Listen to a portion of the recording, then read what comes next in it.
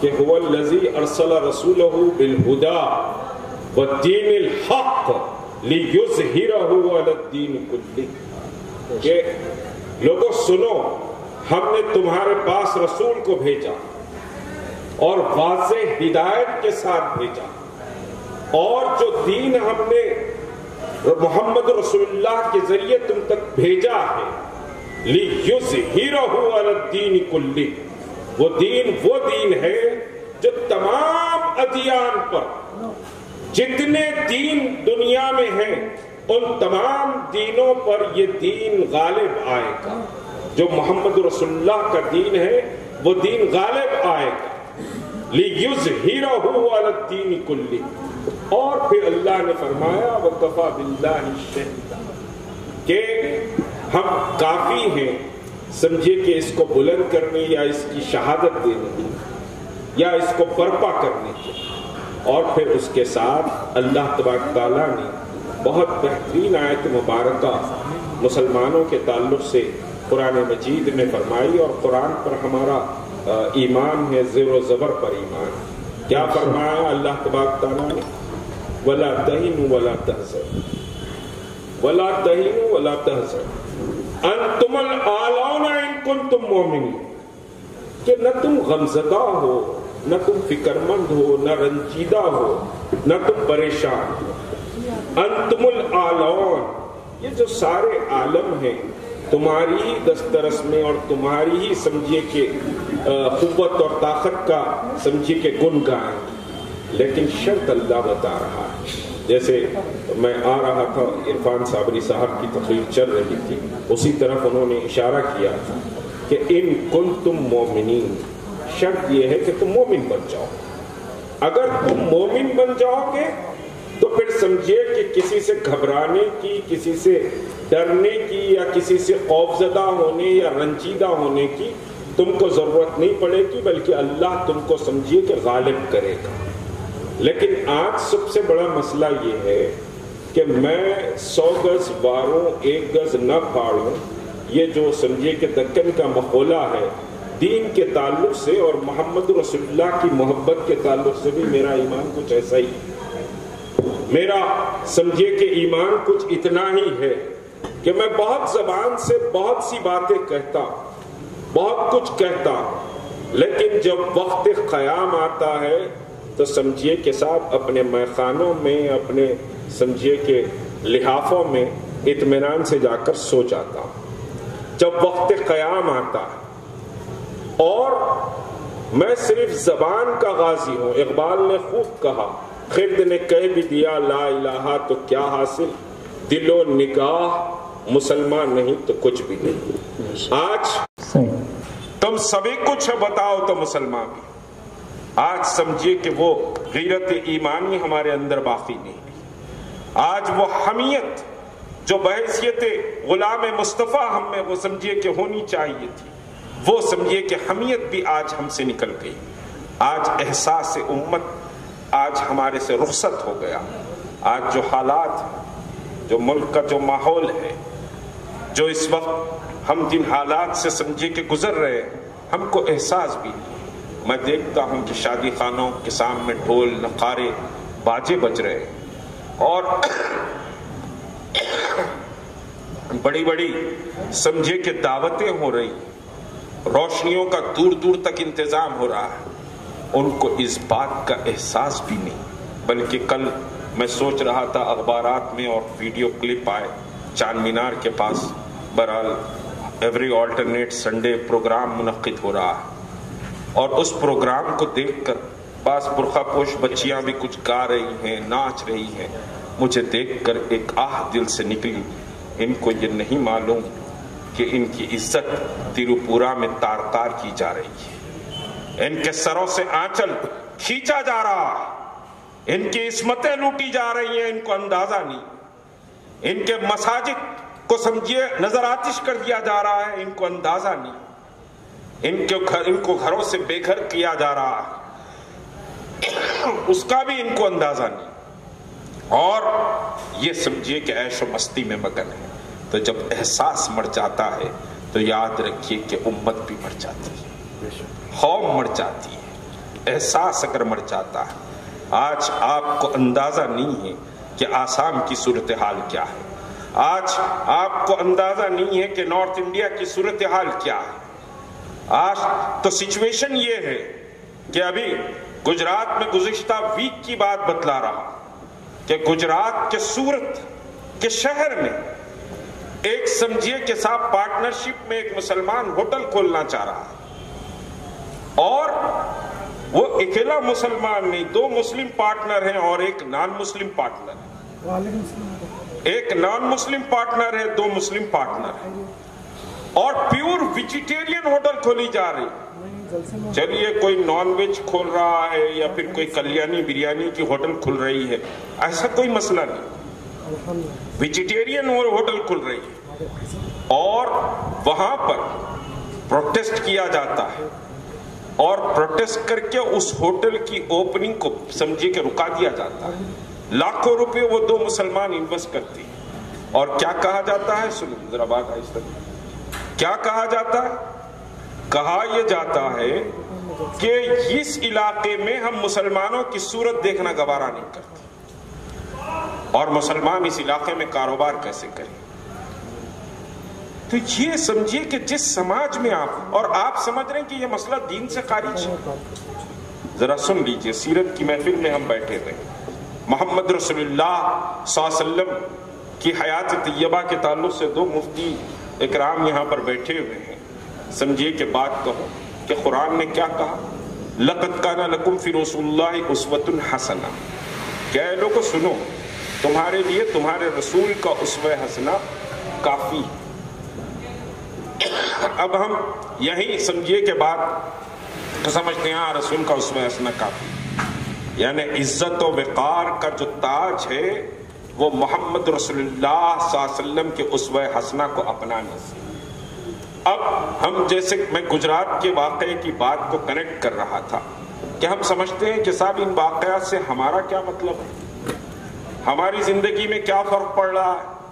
میں تو روز آفس جا رہا ہوں، اپنے بزنس کو جا رہا ہوں اور سمجھیے کہ گھر کو آ رہا ہوں، اچھے لذیذ کھانے میری بیگم پکا رہی ہے اور سمجھیے کہ صاحب میں کھا رہا ہوں یا ماں پکا رہی ہے، میں بچوں کے ساتھ خوش ہوں، میں ہیپی لائف گزار رہا ہوں. میں تو رات میں سمجھیے کہ صاحب تہجد بھی پڑھ لیتا ہوں، میں پورے نمازوں کی پابندی کرتا ہوں، تو مجھ کو کیا مطلب؟ سن لیجئے، لَقَدْ كَانَ لَكُمْ فِي رَسُولِ اللَّهِ أُسْوَةٌ حَسَنَةٌ.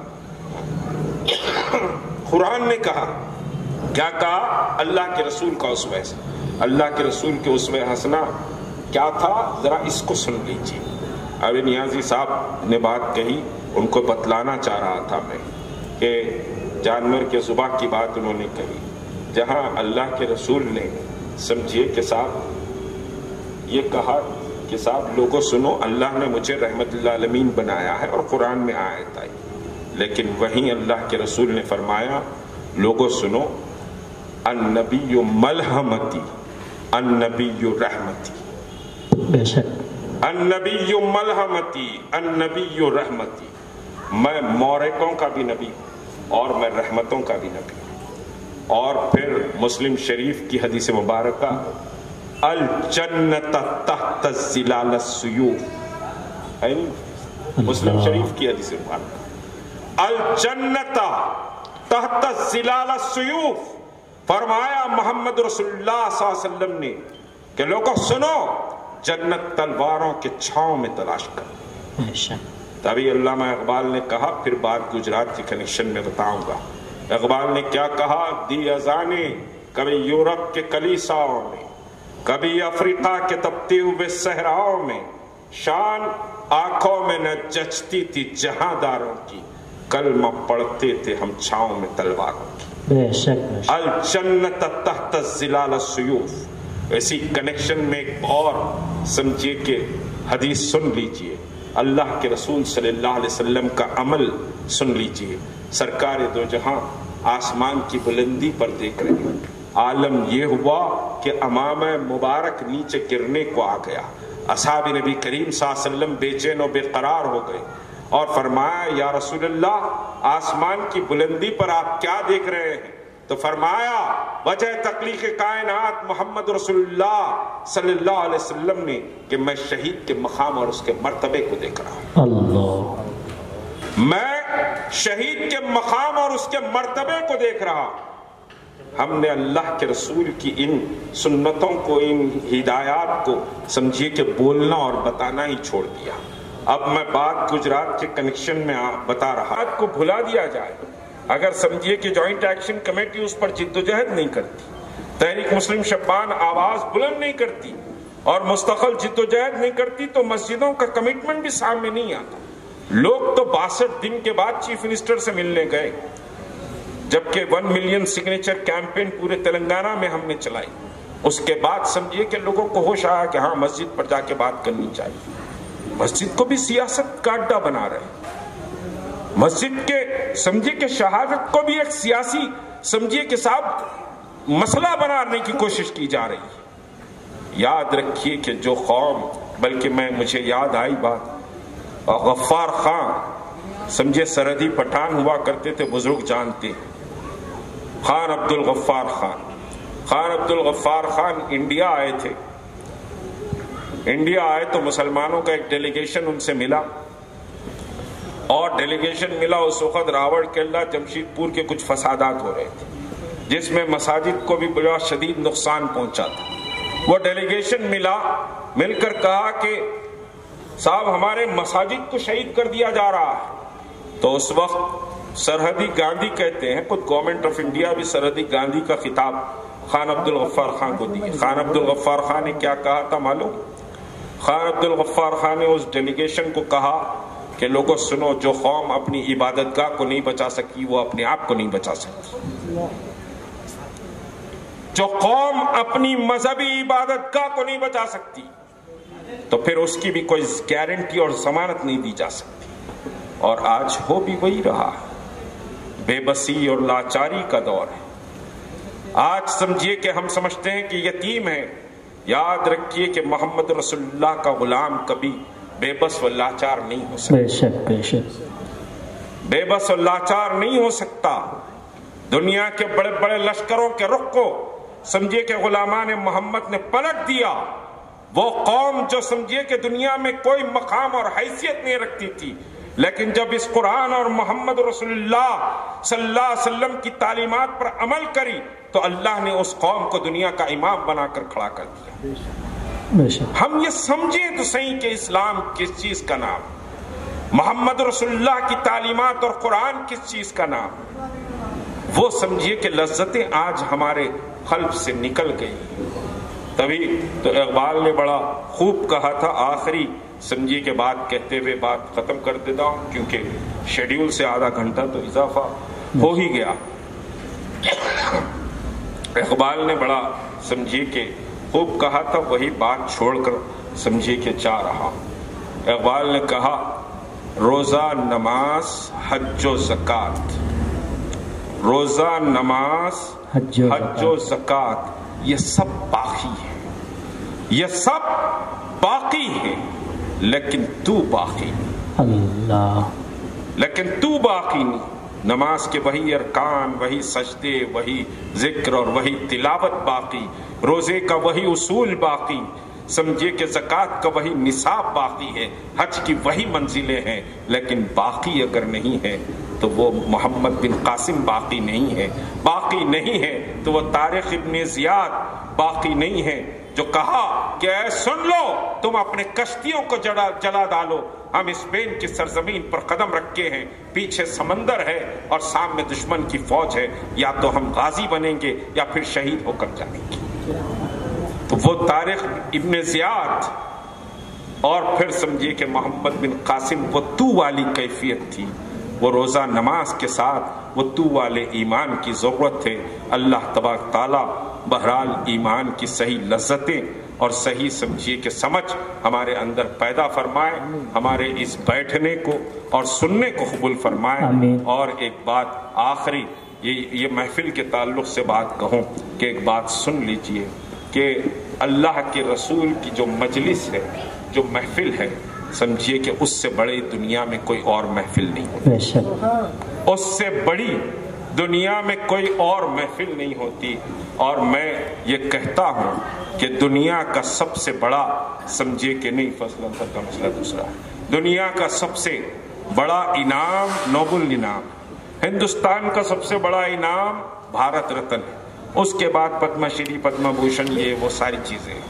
لیکن ایک بات یاد رکھیے کہ آپ کے پاس ساری دنیا سے بڑا انعام غلام محمد کا تمغہ آپ کے پاس ہے، اس سے بڑھ کر کوئی اور تمغہ نہیں ہو سکتا، اور جس کے پاس غلام محمد کا تمغہ ہے اس کو دنیا شکست نہیں دے سکتی، شرط اس بات کی ہے کہ اس کو ایمان کے ساتھ زندگی گزارے۔ شکریہ، خدا۔ بہت خوب، ماشاء اللہ۔